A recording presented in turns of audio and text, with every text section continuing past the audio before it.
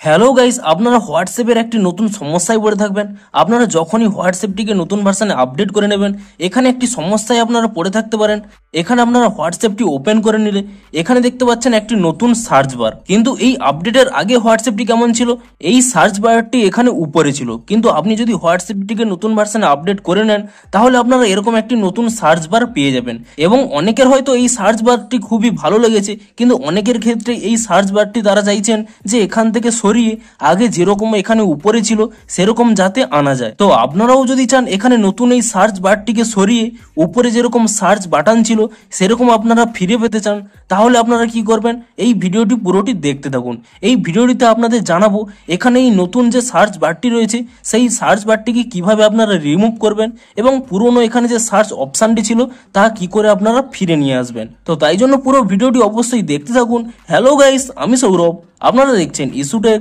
চলো শুরু করা যাক।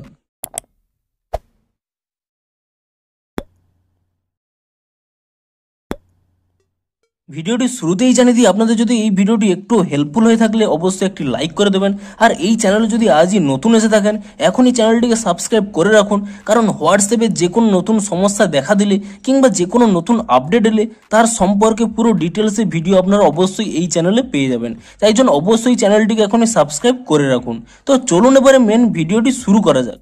তো আপনাদের কি সমস্যা হচ্ছে? আপনাদের আগে এখানে সার্চ বাটনটি উপরে আপনারা পেতেন, কিন্তু হোয়াটসঅ্যাপটিকে যদি নতুন ভার্সনে আপডেট করে নেন এখানে সেই উপরে সার্চ বাটনটি সরিয়ে নিয়ে এখানে একটি নতুন সার্চ বার এনে দিয়েছে এবং আপনারা চাইছেন যে এই নতুন সার্চ বারটিকে সরিয়ে আপনারা সেই পুরনো সার্চ বাটনটিকে ফিরে পেতে, এবং তার জন্য আপনারা কি করবেন, এই স্টেপগুলি ফলো করুন। তো প্রথমে আপনারা কি করবেন, আপনারা এখানে উপরের ডান কোণে 3 ডট পেয়ে যাবেন, আপনি সেই 3 ডটে ক্লিক করে নেবেন এবং তারপরে কি করবেন, এখানে সেটিংস অপশন পেয়ে যাবেন, আপনি সেই সেটিংস অপশানে ক্লিক করে নেবেন এবং তারপরে এখানে চ্যাটস অপশন পেয়ে যাবেন, আপনি সেই চ্যাটস অপশানে ক্লিক করে নেবেন এবং তারপরে যদি আপনারা একেবারে নিচের দিকে স্ক্রল করে নেন এখানে একটি অপশন পেয়ে যাবেন চ্যাট ব্যাকআপ বলে, আপনি সেই চ্যাট ব্যাকআপ অপশানে ক্লিক করে নেবেন এবং চ্যাট ব্যাকআপ অপশানে ক্লিক করে নেওয়ার পরে আপনারা এখানে গুগল অ্যাকাউন্টে চেক করে নেবেন যে আপনি কোন ইমেলে আপনার চ্যাটটিকে ব্যাকআপ করতে চান। আপনি যদি আপনার এখানে যে ইমেলটি রয়েছে তাতে যদি আপনারা ব্যাকআপ না করতে চান, এই গুগল অ্যাকাউন্টের উপরে ট্যাপ করে নিয়ে আপনারা আপনাদের ইমেলটি চেঞ্জ করে নিন। আপনারা যে ইমেলেই এই হোয়াটসঅ্যাপ চ্যাটটিকে ব্যাকআপ করতে চান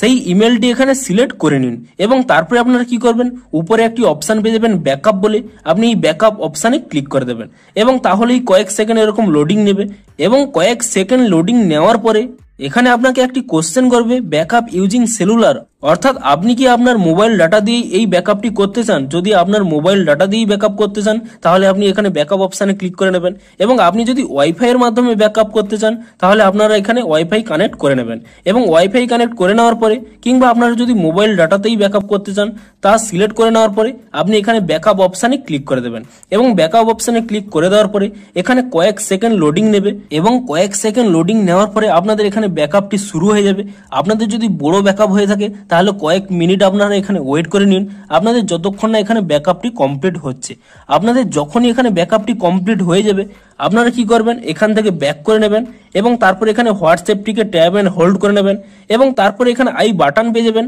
আপনি সেই আই বাটনে ক্লিক করে নেবেন এবং আই বাটনে ক্লিক করে নেওয়ার পরে আপনার এখানে আনইনস্টল বলে অপশান পেয়ে যাবেন, আপনি আনইনস্টলে ক্লিক করে নিয়ে আপনারা কিন্তু হোয়াটসঅ্যাপটিকে আনইনস্টল করে নেবেন এবং হোয়াটসঅ্যাপটিকে আনইনস্টল করে নেওয়ার পরে তারপরে আপনারা যে কোনো ব্রাউজার ওপেন করে নেবেন। ধরুন আমি এখানে ক্রোম ব্রাউজার ওপেন করে নিয়েছি, আপনারা কিন্তু যে কোনো ব্রাউজার ওপেন করে নেবেন এবং যে কোনো ব্রাউজার ওপেন করে নেওয়ার পরে আপনি এখানে সার্চ করে নেবেন হোয়াটসঅ্যাপ ওল্ড ভার্সন বলে, আপনি হোয়াটসঅ্যাপ ওল্ড ভার্সন বলে সার্চ করে নেওয়ার পরে প্রথম যে ওয়েবসাইটটি পেয়ে যাবেন আপ টু ডাউনের, এটি কিন্তু অফিসিয়াল ওয়েবসাইট, আপনারা এই ওয়েবসাইটটি ওপেন করে নেবেন এবং এই ওয়েবসাইটটি ওপেন করে নেওয়ার পরে তো তারপরে আপনারা কি করবেন, আপনারা এখানে নিচের দিকে স্ক্রল করে নেবেন এবং দেখবেন যে লেটেস্ট আপডেট রয়েছে 9 এপ্রিলের, কিন্তু আপনারা কি করবেন, আপনারা কিছুটা নিচের দিকে স্ক্রল করে নেবেন এবং ঠিক মার্চ মাসের শেষের দিকে যে কোনো একটি আপডেট সিলেক্ট করে নেবেন। তো ধরুন আমি এখানে 29শে মার্চ এই ভার্সনটি আমি এখানে সিলেক্ট করে নিচ্ছি এবং এই ভার্সনটি সিলেক্ট করে নেওয়ার পরে এবং তারপরে আপনারা কি করবেন, এখানে যে সবুজ কালারের ডাউনলোড অপশান পেয়ে যাবেন,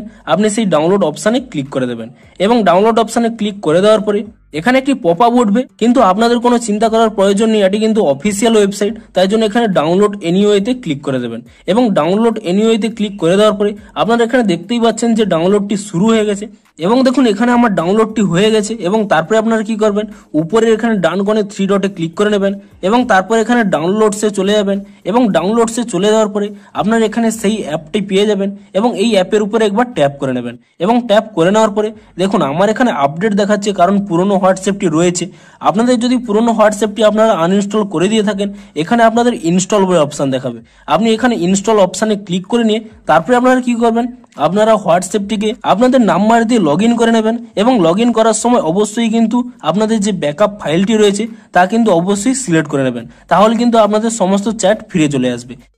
এবং সমস্ত চ্যাট ফিরে আসার সাথে সাথে এখানে আপনারা অবশ্যই দেখতে পাবেন যে সেই যে আপনারা সার্চ বারটি এখানে দেখছিলেন তা এখানে রিমুভ হয়ে গেছে এবং আগে যে সার্চ অপশনটি এখানে উপরে দেখাতো সেরকমই আপনারা দেখতে পাবেন। তো ভিডিওটি একটু হেল্পফুল হয়ে থাকলে অবশ্যই একটি লাইক করে দেবেন। দেখা হচ্ছে আরো কোনো নতুন সমস্যার সমাধানের ভিডিওর সাথে। Thanks for watching.